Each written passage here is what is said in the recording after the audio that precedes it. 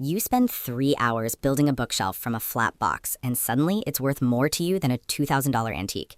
Your fingers are bleeding, the instructions might as well be in ancient Greek, but you refuse to quit because now it's personal.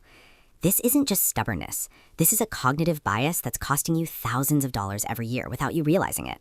It's called the Ikea Effect, and it explains why you overpay for DIY projects, why you can't throw away your failed crafts, and why sweat equity feels more valuable than cold hard cash. My name's Stickman, and on this channel, we expose the psychological tricks that drain your bank account.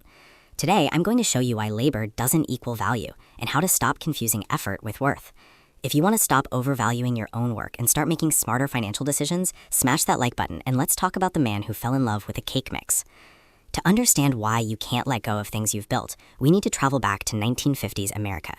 General Mills had just invented instant cake mix. Just add water, pour, and bake. It was a miracle product. It should have flown off the shelves, but it flopped. Housewives refused to buy it. Market research revealed something shocking. The cake mix was too easy. Women felt guilty serving a cake that required zero effort. It felt like cheating, like they weren't real homemakers. So General Mills hired a psychologist named Ernest Dichter. His solution was brilliant and counterintuitive. Make it harder. They removed the powdered eggs from the mix. Now housewives had to crack real eggs into the batter. They had to do something. They had to add their labor. Sales exploded. The exact same cake with one ingredient removed became a massive success because women could now claim ownership. They made it. This is the Ikea effect in its purest form. We disproportionately value things we've had a hand in creating, regardless of the actual quality of the outcome. You might be thinking, okay, Bobby, that's a cute story about cake mix, but I don't bake. How does this rob me blind today? Let me show you. You decide to renovate your bathroom yourself to save money. You watch some YouTube videos, you buy the tiles, the grout, the tools. You spend 3 weekends on your hands and knees, sweating, cursing, bleeding from tile cuts. The grout lines are crooked, one tile cracked, the caulking looks lumpy. A professional could have done it in 2 days for $2,000 and it would look perfect. But when someone compliments your bathroom, you beam with pride. You tell yourself you saved money, but did you?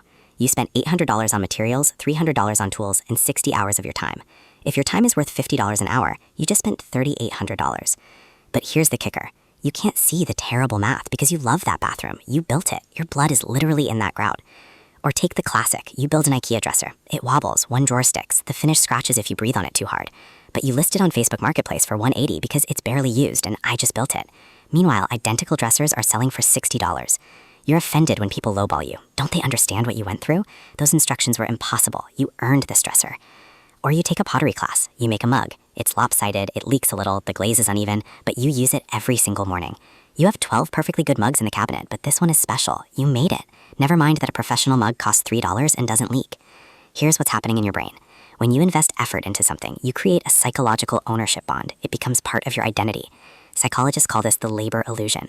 The effort you expend tricks your brain into believing the output is more valuable than it objectively is. It's also a competence signal. By successfully completing a task, even poorly, you prove to yourself that you're capable. That feels good. That's worth money to your ego. But this psychological reward comes with a massive financial cost that most people never calculate. First, there's opportunity cost. Every hour you spend building crooked shelves is an hour you didn't spend earning money, learning a skill, or building your business. Second, there's the tool trap. You buy a $200 drill for a one-time project. You tell yourself you'll use it again. You won't. It sits in your garage for 5 years. Third, there's the redo cost. When your DIY project fails or looks terrible, you eventually hire a professional anyway. Now you've paid twice. Fourth, there's sunk cost paralysis. You keep broken or ugly things you made because throwing them away feels like admitting failure. And fifth, there's relationship cost. Your spouse wants to hire a pro, but you insist on doing it yourself. The project drags on for months, resentment builds. Here's the harsh truth. Your labor doesn't add value. Professional labor adds value. Your amateur labor often destroys value. If I hand you a block of marble and a chisel, your effort doesn't make it a sculpture. It makes it a pile of expensive rubble with tool marks. But we can't admit this because we've wrapped our identity around being handy, being self-sufficient, being the person who doesn't need help. So how do we break free? How do we stop overvaluing our own sweat and start making rational financial decisions? Strategy number 1, the hourly rate test. Before any DIY project, calculate what you'd earn if you worked those hours instead. If the bathroom renovation takes 60 hours and you earn $50 per hour at work, that's $3,000 of your time. Add materials, compare that to a pro quote. If DIY costs more when you factor in your time, hire the professional. Your ego isn't worth a $5,000 premium. Strategy number 2, the skill threshold rule.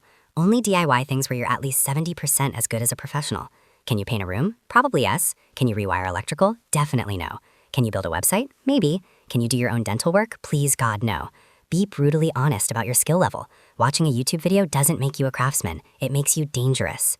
Strategy number 3, focus on outcomes, not process. What matters isn't who built it. What matters is whether it works and looks good.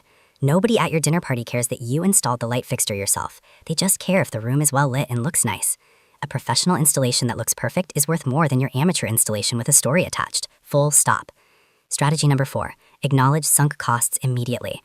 The moment a DIY project goes sideways, stop. Cut your losses. Don't throw good money after bad because your pride demands you finish. Hire the pro. Eat the cost of materials. Move on with your life. Strategy number 5, separate hobbies from economics. If you enjoy woodworking, great. Do it for fun, but don't pretend you're saving money. Reframe it as entertainment expense. That cutting board cost $90 in materials and tools, plus 8 hours. You paid $90 for 8 hours of entertainment. That's fine if you enjoyed it.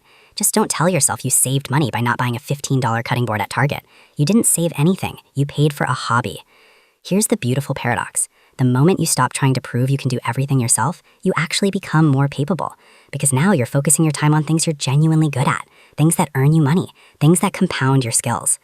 A professional plumber doesn't do their own legal work. A lawyer doesn't fix their own transmission. They stay in their lane and pay experts for everything else. This is how wealthy people operate. They don't DIY to save money. They pay for speed and quality so they can focus on what actually creates wealth. The Ikea Effect wants you to believe that effort equals value, that your blood, sweat, and tears transform materials into treasure.